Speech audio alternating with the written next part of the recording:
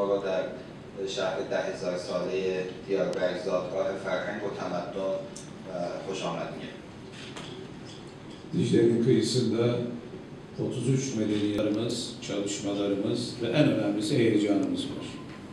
ما از گذشته هیجان و اهتمام ویژه‌ای داشتیم به این مسئله گردشگری و شناسوندن. Dicle'nin kıyısında 33 medeniyete ev sahipliği yapan, kuruluşundan bugüne bölgeyi ve sınırları ötesindeki çok geniş bir alanı etkileyen Diyarbakır, yeni bir dönemin, yeni bir ruhun, yeni bir başlangıcın eşiğinde.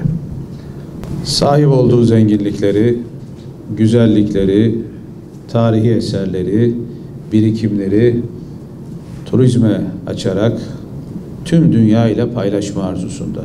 2 milyona yaklaşan nüfusuyla bölgenin ekonomik, kültür, tarih, bilim, sağlık ve eğitim merkezi konumuyla Diyarbakır, sizlerin bu buluşmasında göreceğiniz gibi her bir köşesinde tarih, kültür, irfan ve derinlik bulunduran bir şehir.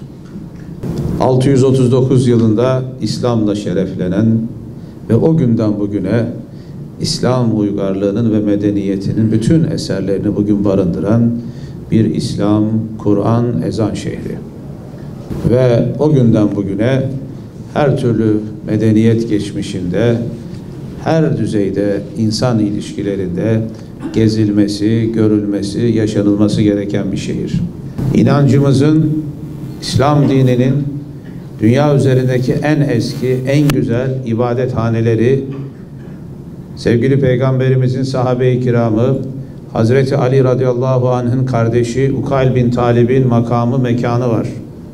İnşallah bu buluşma hem Diyarbakır adına hem buradaki operatörlerimizin temsil ettiği İran'daki kardeşlerimiz adına gelecekte güzel bir buluşmanın, Diyarbakır'a dönük bir karşılıklı ilginin ve buna dönük bir hareketinin başlamasına vesile olur.